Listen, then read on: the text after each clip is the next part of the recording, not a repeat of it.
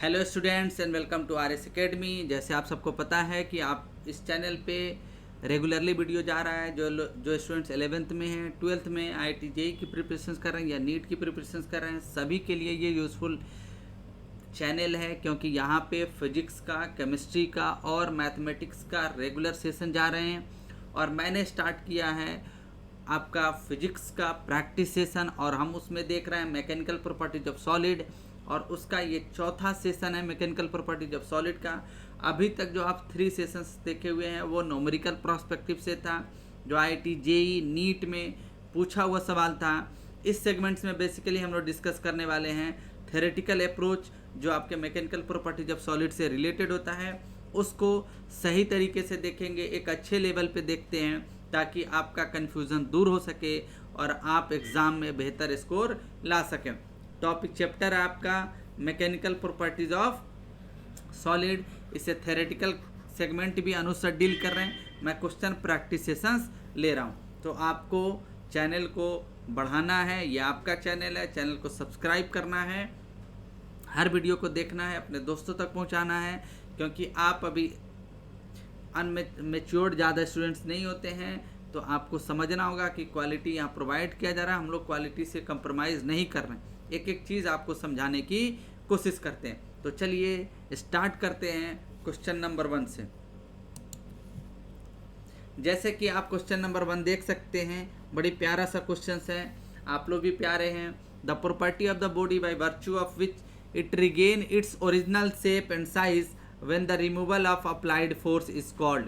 क्या कर रहा है कि अप्लाइड फोर्स को रिमूव करने के बाद जो अपने ओरिजिनल शेप को रिगेन कर ले, उसे आप क्या कहते हैं? तो मैंने सिंपल सा बताया है कि स्ट्रेस स्ट्रेन डायग्राम आपको हर हाल में याद रखना है।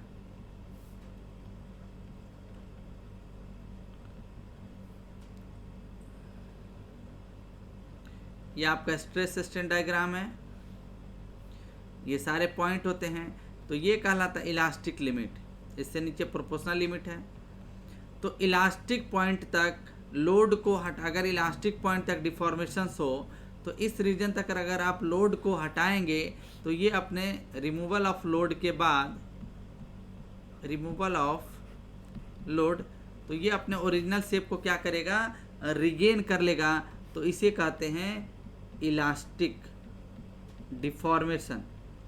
और ये ओरिजिनल शेप को रिगेन कर लेगा तो ये कहलाता है इलास्टिसिटी। क्या कहलाता है? इलास्टिसिटी। इसे हम कहते हैं इलास्टिसिटी। आई होप आपको समझ में आ जाएगा। तो इसका राइट आंसर क्या आ जाएगा? बी। इसलिए थ्योरेटिकल क्वेश्चंस भी प्रैक्टिस करना जरूरी है, क्योंकि नॉमेरिकल फार्मूला पुटिंग होता है, उसे आसानी से आप सॉल्व कर सकते हैं, फार्मूला याद है। लेकिन थ्योरेटिकल क्वेश्चन कॉन्सेप्ट बेसिस होता है, कॉन्सेप्ट क्लियर होगा तभी आप बेहतर कर सकते हैं। अगला क्वेश्चन देखते हैं, question number 2। The deformation cause due to the elasticity. अभी आपने देखा इलास्टिसिटी के वजह से, अगर सिंपली अगर डिफॉर्मेशंस की बात करें तो 2 तरह के डिफॉर्मेशंस होते हैं। एक इलास्टिक डिफॉर्मेशन, एक होता है आपका इलास्टिक डिफॉर्मेशन, और दूसरा होता है आपका plastic deformation.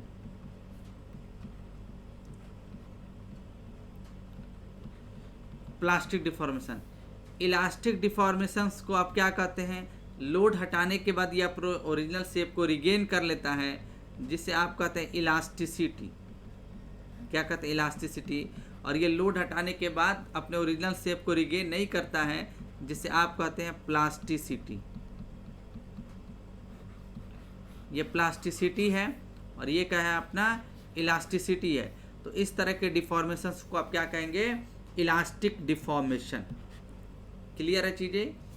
Next question, question number 3।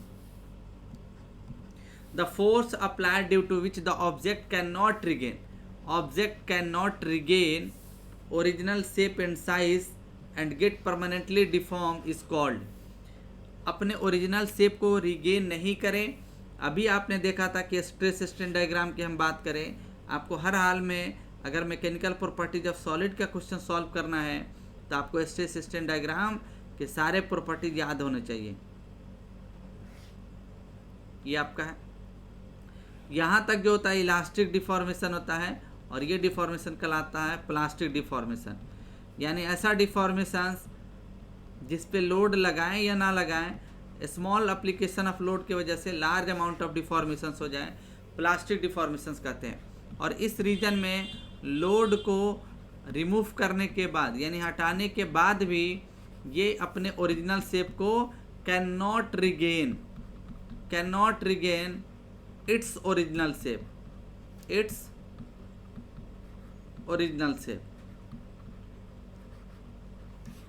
तो ये अपने ओरिजिनल शेप को गेन नहीं कर सकता है। इसीलिए आप कहेंगे the right answer is plasticity. अगर ओरिजिनल शेप को रिगेन कर लेता तो इलास्टिसिटी, रिगेन नहीं किया तो plasticity. Right answer is a.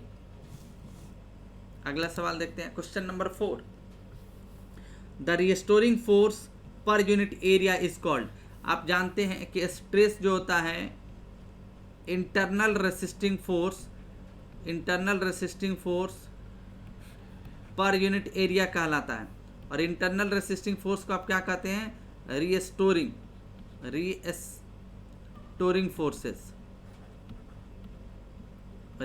Force per unit area. तो इसे हम क्या कहते हैं? स्ट्रेस कहते हैं। और स्ट्रेस का डेफिनेशन यही होता है। स्ट्रेन आप जानते हैं कि change in dimension to the original dimension होता है। फोर्स क्या होता है? Mass into acceleration. तो फोर्स पर यूनिट एरिया को आप क्या कहते हैं? स्ट्रेस कहते हैं। लेकिन वो फोर्स इंटरनल रेसिस्टिंग होता है या रिस्टोरिंग फोर्स होता है। अगला क्वेश्चन है question number 5। The magnitude of stress is given by. Magnitude of stress क्या होता है? अगर यहाँ पे स्ट्रेस को आप डिफाइन करें, स्ट्रेस का मैग्नीट्यूड कहने का मतलब only the measurable quantity will be taken, the direction will be not to be there. सिर्फ मैग्नीट्यूड की बात करेंगे। जैसे आपने देखा internal resisting force divided by area होता है, और इंटरनल रेसिस्टिंग फोर्स एक तरह से F होता है और डिवाइडेड बाई एरिया होगा। तो यहाँ पे आप क्या कहेंगे? Force by area. Right answer is C. अगला सवाल, the SI unit, question number 6। The SI unit of stress. अगर स्ट्रेस की SI यूनिट की बात करें, स्ट्रेस इक्वल टू होता है internal resisting force divided by area. और इंटरनल रेसिस्टिंग फोर्स का यूनिट होता है F divided by area.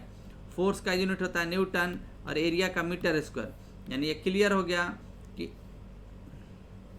Stress का जो यूनिट होगा एक आपका न्यूटन पर मीटर स्क्वायर होगा। और एक न्यूटन पर मीटर स्क्वायर को हम क्या कहते हैं? पास्कल कहते हैं। तो स्ट्रेस का अगला यूनिट क्या होगा? अपना पास्कल भी होगा। ये बातें क्लियर है। स्ट्रेस के यूनिट आपको आप ब्रेक करेंगे तो आप देखिए क्या लिख सकते हैं? Newton per metre square. Newton को ब्रेक करेंगे तो क्या आएगा? KG metre per second square divided by metre square, cancel होगा। यानी स्ट्रेस का अगला यूनिट क्या आ जाएगा? KG per metre per second. तो यहाँ से देख रहे हैं अलग अलग यूनिट होता है। तो यहाँ पे वो KG per metre per second, ये भी SI यूनिट है, पास्कल भी SI यूनिट है, और न्यूटन पर मीटर भी SI यूनिट है। All this three are the SI unit of the stress. On the basis of that unit KG per metre per second, आप इसकी dimensions क्या लिखते हैं? ML minus KG metre per second square. तो इसकी dimensions क्या लिखते हैं? ML-1 और T-2 is the dimension of stress. तो यहाँ से न्यूटन पर मीटर स्क्वायर होता ही है, पास्कल भी होता है। तो right answer will be C. Both A and B are the correct option. Question number 7 को देखते हैं। If the cylinder is stretch का मतलब होता है खींचना, by the two equal of forces applied normal to its area.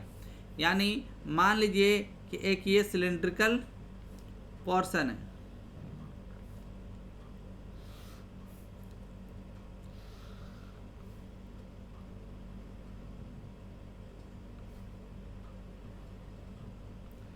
और यहाँ पे आप फोर्स अप्लाई कर रहे हैं क्योंकि परपेंडिकुलर क्रॉस सेक्शन है, आप इसे स्ट्रेच कर रहे हैं। स्ट्रेच कर रहे हैं तो इसमें डिफॉर्मेशंस होना ही होना है। डिफॉर्मेशन होगा, अगर स्ट्रेच कर रहे हैं तो डिफॉर्मेशंस होगा, तो यहाँ पे लेंथ में चेंज होना ही है, लेंथ चेंज होगा, लेंथ चेंज होगा। अगर लेंथ चेंज होगा तो along the direction of application of forces होगा, तो इसके वजह से जो स्ट्रेस डेवलप होगा, नॉर्मल फोर्स है तो नॉर्मल फोर्स यहाँ पे डेवलप होगा, नॉर्मल स्ट्रेस डेवलप होगा, और ये नॉर्मल स्ट्रेस की वजह से खींच रहे हैं तो नेचर क्या होगा, टेंसाइल। इसीलिए आप कहते हैं ये टेंसाइल स्ट्रेस आंसर होगा। लॉन्गिट्यूडनल तो कोई नाम ही नहीं होता है, स्ट्रेन होता है, स्ट्रेस नहीं होता है, टेंसाइल स्ट्रेस होगा। अगला सवाल देखते हैं, question number 8। The restoring force per unit area develop due to the applied of tangential force. क्या कह रहा है कि टेंजेंशियल फोर्स आप इसका नाम दें, या इसी को कहते हैं आप पैरेलल फोर्स। दूसरा इसका नाम क्या है, पैरेलल फोर्स। इसका नाम टेंजेंशियल फोर्स है या पैरेलल फोर्स है। ये एक बॉडी है,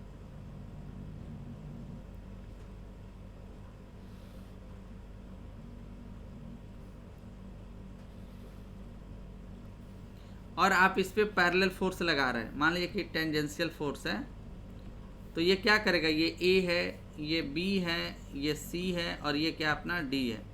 जैसे टेंजेंशियल फोर्स लगाएंगे तो ये डिफॉर्म करेगा, तो ये भी अपने क्या करेगा, शेप को चेंज करेगा। मान लीजिए ये क्या है, थीटा है, ये भी मान लीजिए क्या है, थीटा है, तो थीटा विल बी द, ये कहलाता है शियर स्ट्रेन, क्योंकि अगर फोर्स हटाने के बाद ये अपना ओरिजिनल शेप को गेन कर ले तो ये किसके वजह से होगा, शियरिंग स्ट्रेस की वजह से। आप कहेंगे शियरिंग स्ट्रेस होगा, सॉरी शियरिंग स्ट्रेस का है या टेंजेंशियल स्ट्रेस का है, शियरिंग स्ट्रेस होगा, और यहाँ टेंजेंशियल स्ट्रेस भी कह सकते हैं या शियरिंग स्ट्रेस, यानी right answer is D, D answer होगा। Both A and C is correct. अगला सवाल देखते हैं, question number 10। The ratio of change in volume to the original volume. अब जानते हैं वॉल्यूमेट्रिक स्ट्रेन क्या होता है। वॉल्यूमेट्रिक स्ट्रेन यह एक डायमेंशनलेस क्वांटिटी होगा, change in volume to original volume.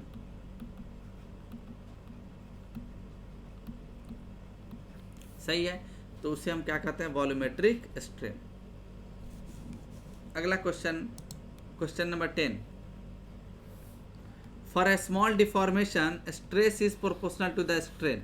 अगर स्मॉल डिफॉर्मेशन हो और आप जानते हैं स्ट्रेस डायरेक्टली प्रोपोर्शनल स्ट्रेन है, तो ये किसके द्वारा आता है, मैकेनिकल प्रॉपर्टीज ऑफ सॉलिड में, यह हुक्स लॉ के अनुसार आता है, वही डिफाइन करता है ना, हुक्स लॉ।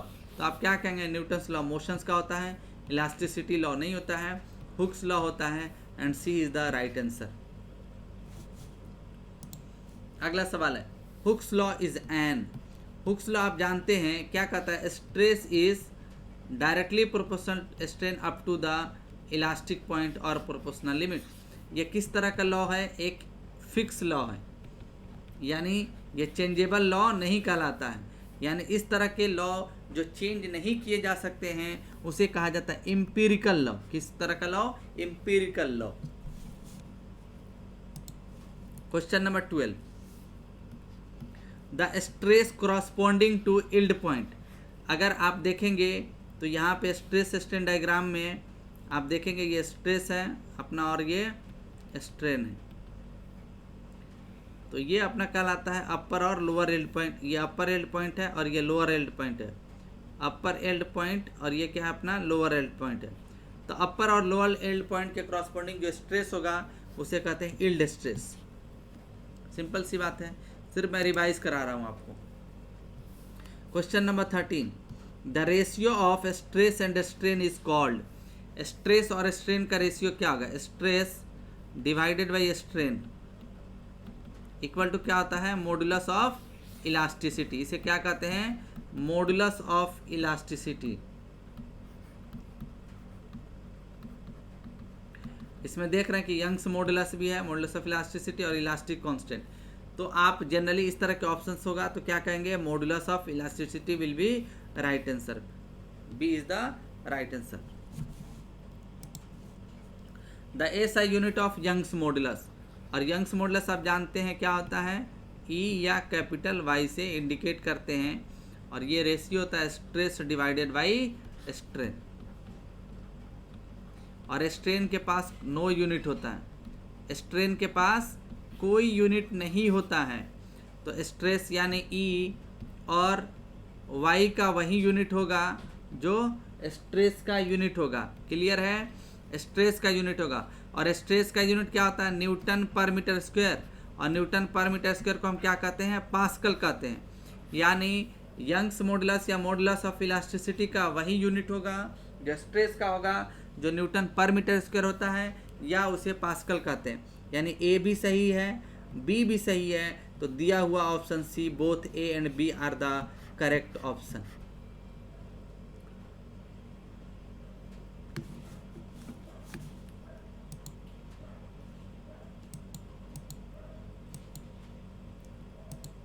यहाँ पे जैसे कि आप देख रहे हैं क्वेश्चन नंबर 13 है, यहाँ पे नंबरिंग थोड़ा सा अल्टर हो गया, ये क्वेश्चन नंबर आपका 14 होगा।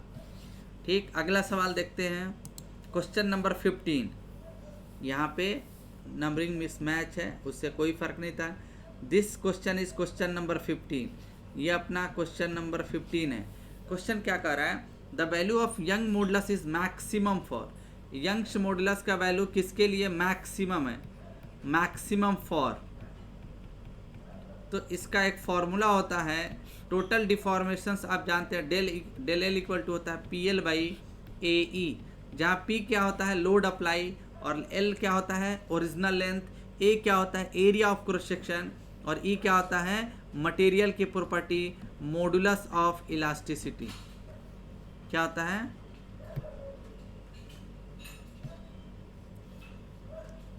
मॉडुलस ऑफ इलास्टिसिटी होता है, राइट। तो इस तरह से आप देखेंगे तो यहाँ पे सबसे ज़्यादा अगर बात करें तो स्टील का दिए हुए ऑप्शंस में यंग्स मॉडुलस ज़्यादा होता है, तो आंसर क्या हो जाएगा आपका सी।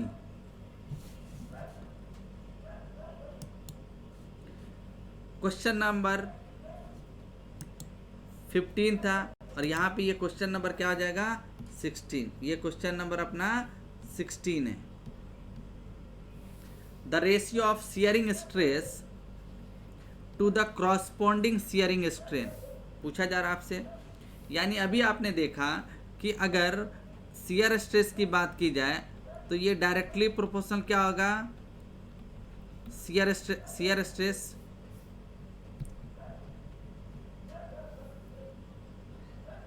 डायरेक्टली प्रोपोर्शनल क्या होगा, शियर स्ट्रेन होगा, और shear stress equal to proportionally हटाने के बाद क्या लगा सकते हैं, कैपिटल जी, जिसे मॉडुलस ऑफ शियर कहेंगे, ये शियर स्ट्रेन होगा। यानी कैपिटल जी इक्वल टू क्या लिख सकते हैं हम लोग, shear stress divided by shear strain, लिख सकते हैं कि नहीं लिख सकते हैं। और इस जी को आप क्या कहते हैं, modulus of shear, modulus of shear, और modulus of rigidity, modulus of rigidity, ये आपका है। तो इस तरह से आप कह सकते हैं the right choice will be the C, shear modulus या मॉडुलस ऑफ रिजिडिटी रहता तो दोनों सही था। अगला क्वेश्चन देख लेते हैं, क्वेश्चन मिसमैच हो गया यहाँ पे, ये क्वेश्चन नंबर क्या होगा 17 होगा, क्वेश्चन नंबर आपका 17 होगा, नंबरिंग मिसमैच हो गया। The S I unit of shear modulus, जैसे आपने देखा shear modulus G equal to shear stress divided by हम लिख सकते हैं शियर स्ट्रेन, शियर स्ट्रेन के पास कोई यूनिट नहीं होता है, नो यूनिट, तो जी का वही यूनिट होगा जो शियर स्ट्रेस का यूनिट होगा। और शियर स्ट्रेस का यूनिट क्या होता है? न्यूटन पर मीटर स्क्वायर, जिसे हम क्या कहते हैं? पास्कल कहते हैं। ठीक है, तो आप न्यूटन पर मीटर स्क्वायर भी होगा, पास्कल भी होगा, इसीलिए ऑप्शन में सी में दिया गया both A and B. Question number 17 आपने देख लिया। ये अपना क्या है? Question number 18। नंबरिंग मिसमैच हो गया, पता नहीं कैसे मिसमैच हो गया, टाइप करने में हो सकता है गलत हो गया है। The ratio of hydraulic stress, hydraulic stress नहीं होता, ये होता है hydrostatic state of stress condition, जिसे हाइड्रोलिक स्ट्रेस बोल दिया गया है, और क्रॉसपोंडिंग हाइड्रोलिक स्ट्रेन है। तो यहाँ पे इसका रेशियो क्या कहलाता है? Bulk modulus. बल्क मॉडुलस क्या होता है? इंक्रीज ऑफ प्रेशर, ये डेल पी है, डिवाइडेड बाई वॉल्यूमेट्रिक स्ट्रेन, यानी बल्क मॉडुलस होता है hydrostat del P divided by volumetric strain. तो आप कहेंगे bulk modulus will be the right answer. ये क्वेश्चन नंबर आपका 19 है। Question number 19 will be there. The reciprocal of bulk modulus is called, bulk modulus का उल्टा क्या होगा? आप जानते हैं बल्क मॉडुलस के इक्वल टू होता है increase in pressure del P divided by volumetric strain epsilon V. Bulk modulus का उल्टा क्या कहलाता है? Bulk modulus, the reciprocal of bulk modulus, यानी अगर बल्क मॉडुलस को उल्टा कर दिया जाए तो ये किसके बराबर होता है? बीटा के बराबर, और ये कहलाता है कंप्रेसिबिलिटी। क्या कहते हैं इसे? कंप्रेसिबिलिटी। तो यहाँ पर कंप्रेसिबिलिटी दिया हुआ है। थ्योरेटिकल क्वेश्चंस का जवाब देने के लिए कॉन्सेप्ट क्लियर होने चाहिए, प्रैक्टिस होने चाहिए, तभी आप आंसर दे पाएंगे। क्वेश्चन नंबर 19 आपने देखा। अब देखते हैं question number 20। The compressibility is maximum in, compressibility किसके लिए होता है? कंप्रेसिबिलिटी का मतलब होता है कि जो कंप्रेस किया जा सके, और ये किस में होगा? गैस में होगा, क्योंकि आप जानते हैं gas are highly compressible in nature,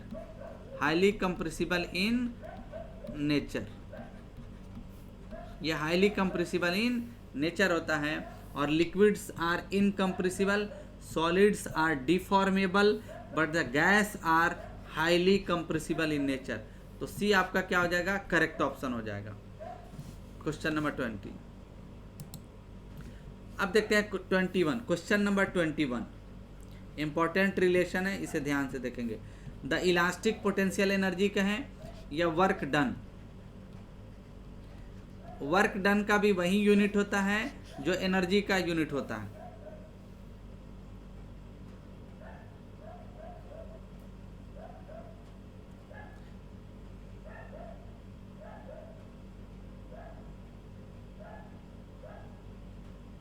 तो यहाँ पे कह रहा है कि पोटेंशियल एनर्जी क्या होता है, तो आप याद रखेंगे potential energy equal to half गुने स्ट्रेस गुने strain.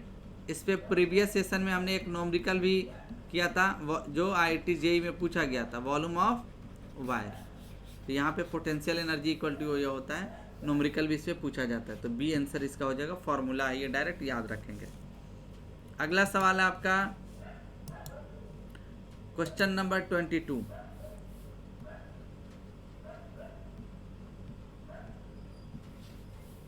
The Young's modulus and shear modulus are limited to. देखिए मॉडुलस की अगर बात करें तो मॉडुलस आपको हेल्प करता है, help to determine the value of strain, modulus आपको हेल्प करता है स्ट्रेन की वैल्यू को डिटरमिन करने में। अब मॉडुलस जनरली 3 टाइप के होते हैं। एक यंग्स मॉडुलस आपने देखा, यंग्स मॉडुलस, एक होता है आपका शियर मॉडुलस, और एक होता है आपका बल्क मॉडुलस। तो यंग्स मॉडुलस और शियर मॉडुलस ओनली कहाँ तक लिमिटेड है? सॉलिड्स तक लिमिटेड है। और बल्क मॉडुलस कहाँ पे इस्तेमाल करते हैं आप? लिक्विड्स के केस में। तो so the Young's modulus and shear modulus is only limited for the solids. 22 number question हो गया। अगला क्वेश्चन है question number 23। Toughness is the property. Toughness क्या होता है? प्रॉपर्टी ऑफ मटेरियल होता है। Toughness is the property of material which absorb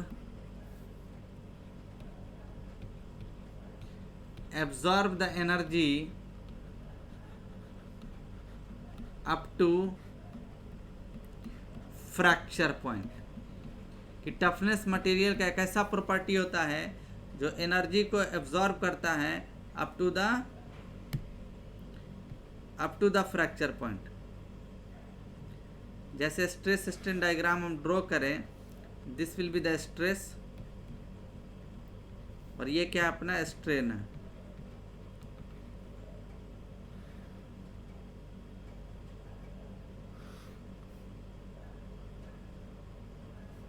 ये अल्टीमेट पॉइंट है और ये आपका फ्रैक्चर पॉइंट है।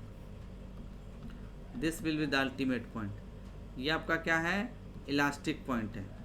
जस्ट नीचे इसका क्या है? प्रोपोर्शनल पॉइंट है। और ये क्या है? Upper yield point. और ये क्या अपना? Lower yield point. जैसे कि आप देख रहे हैं ये फ्रैक्चर पॉइंट है, ये अल्टीमेट पॉइंट है, ये सारे। तो यहाँ तक अगर एनर्जी एब्जॉर्ब हो रहा है तो ये कहलाता है टफनेस। फ्रैक्चर पॉइंट तक एनर्जी एब्जॉर्ब करना टफनेस कहलाता है। और ये कहाँ तक एग्जिस्ट करता है? फ्रैक्चर पॉइंट तक। Toughness is defined the property of material up to the fracture point. तो इन सबको याद रखना है। आई होप आपके इस सेशन से थ्योरेटिकल जितने भी क्वेश्चंस होंगे मैकेनिकल प्रॉपर्टीज ऑफ सॉलिड से वो पूरी कन्फ्यूजन्स दूर हो गया होगा। अगले सेशन में हम लोग कोई नया टॉपिक स्टार्ट करेंगे। अगले सेशन में हम लोग कोई नया चैप्टर्स आपका स्टार्ट करेंगे, उससे प्रैक्टिस करेंगे। ऑलमोस्ट इस पे कम से कम हम लोग 40 क्वेश्चन 35 क्वेश्चन प्रैक्टिस कर लिए मैकेनिकल प्रॉपर्टीज ऑफ सॉलिड से। आई होप आपके कहीं से क्वेश्चंस पूछा जाए, चाहे आप नीट का एग्ज़ाम दें, 11th का एग्ज़ाम दें या IIT JEE का एग्ज़ाम दें, कहीं भी क्वेश्चन आपसे नहीं छूटने वाला है। और आपको टैगलाइन याद होना चाहिए, हटना नहीं है, डटे रहना है जब तक आपको मंजिल मिल ना जाए। और आप हमेशा हमारे चैनल पे बने रहेंगे, चैनल को सब्सक्राइब करेंगे, सभी वीडियो को लाइक करेंगे। जो भी नए व्यूअर्स हैं आते चैनल को सब्सक्राइब करें और इस क्वालिटी कंटेंट और हमारे जो फैकल्टी टीम है उसको आप मोटिवेट करें, चैनल को बढ़ाएं ताकि और भी सेशन हम लोग फ्रीक्वेंटली ला सकें और बायोलॉजी के सेशन भी लेके आ सकें। बाकी आप जानते ही हैं, आपको स्वस्थ रहना है, अच्छे से खाना है, ऑनेस्टी लेवल पे काम करना है, ईमानदार रहना है, ईमानदारी पूर्वक मेहनत भी करना है और अपने पेरेंट्स का ख्याल भी रखना है, उनके बातों का पालन करना है, क्योंकि पेरेंट्स आपको हमेशा सही गाइडेंस देंगे। तो आप उनका ख्याल रखें, ऑनेस्टी लेवल पे मेहनत रखें। अगर आप ऑनेस्टी से मेहनत करते हैं, पेरेंट्स का रेस्पेक्ट करते हैं, तो आपको कोई भी पीछा नहीं कर सकता है। आई होप आपको ये वीडियो काफ़ी पसंद आएगा। तो आप वीडियो को जब देखें लाइक करें और जब भी नया व्यूअर्स हो हमारे चैनल को सब्सक्राइब करें ताकि हमें भी मोटिवेशंस मिलते रहें। फिर मिलते हैं नए सेशन में, तब तक के लिए थैंक यू।